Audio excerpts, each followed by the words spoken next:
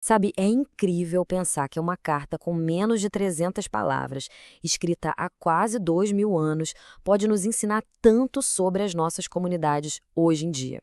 A resposta, como a gente vai ver, está na terceira carta de João. É um texto super antigo, mas que revela um modelo que, nossa, continua super atual para construir ou para destruir relacionamentos. O que a gente vê aqui, no fundo, são dois caminhos bem claros. De um lado, tem todo o esforço para construir, para conectar, para acolher. E do outro, a tendência de dividir, de isolar e até de rejeitar. E o mais interessante é que essa tensão não é só uma coisa histórica lá do passado. É uma escolha que cada um de nós enfrenta, sabe? No nosso dia a dia. Ok, então vamos mergulhar nisso. O mais curioso aqui é que essa carta é, na essência, algo super pessoal, quase um bilhete. E é justamente nessa intimidade que a gente encontra um drama poderoso, sabe?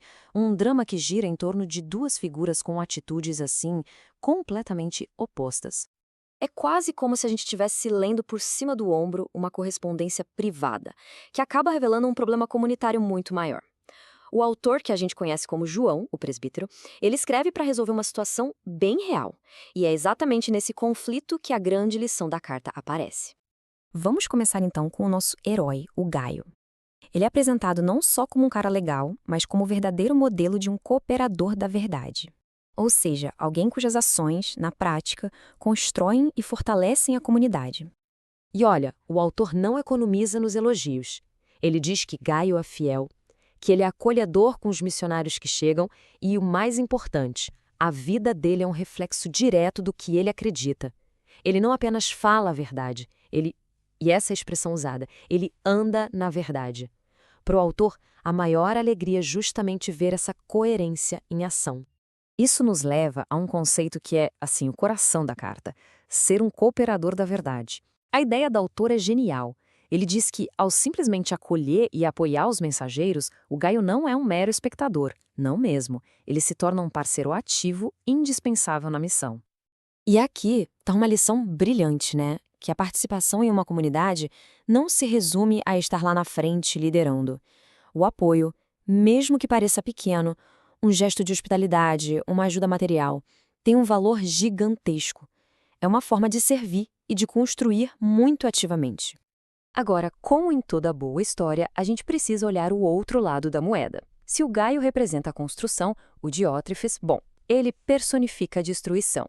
Ele é aquela figura que busca a primazia, que se coloca acima de todo mundo. Essa comparação aqui, nossa, deixa o conflito muito claro, né?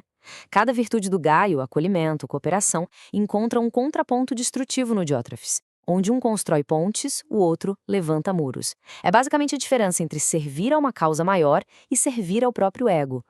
O comportamento do Diótrefes é um alerta muito poderoso. Ele não é só passivo, ele ativamente impede que o bem aconteça. Ele rejeita a autoridade, espalha a discórdia e coloca o ego dele acima do bem-estar de toda a comunidade. É, em essência, um retrato clássico de liderança tóxica, né? Então, com esses dois exemplos tão opostos em mente, a carta revela o seu princípio ético principal. A questão não é só julgar o Gaio e o Diótrefes, mas sim entender a lição por trás das ações deles e, a partir daí, encontrar um caminho para imitar o que é bom. E o ponto crucial é este, resumido de forma perfeita: o bem que fazemos revela quem somos. A ética da carta, portanto, é totalmente prática. Não é sobre o que a gente diz ou acredita no campo das ideias, mas sim sobre o que a gente, de fato, faz. E para provar que as ações realmente revelam o caráter de alguém, a carta apresenta uma terceira figura, o Demétrio. Ele é a prova viva de que a integridade é algo visível. A boa reputação dele não é só aparência, ela é confirmada por todo mundo e, como diz o texto, pela própria verdade, ou seja, pela realidade inegável das suas ações. Isso só reforça a ideia central. O critério final de avaliação, aqui, é o impacto real e observável que uma pessoa tem nos outros. A integridade não é uma fachada, uma tradição. É algo que se manifesta em como a gente trata as outras pessoas. E tudo isso, claro, nos leva a um desafio final. A lição antiga se transforma numa pergunta muito pessoal e muito contemporânea. De que lado a gente está? No final das contas, o texto nos deixa com uma escolha bem clara. Em qualquer grupo, em qualquer comunidade, é possível escolher o caminho do Gaio, que acolhe, que é fiel, que coopera, ou o caminho do Diótrefes, que é egoísta, autoritário e que causa divisão. E assim, a pergunta final não é sobre essas figuras históricas. É sobre cada um de nós, aqui e agora. Nas nossas interações, no nosso trabalho, nas nossas comunidades, qual caminho estamos escolhendo? Estamos construindo pontes, como Gaio, ou levantando muros, como Diótrefes? Essa é a escolha atemporal que a terceira carta de João nos desafia a fazer.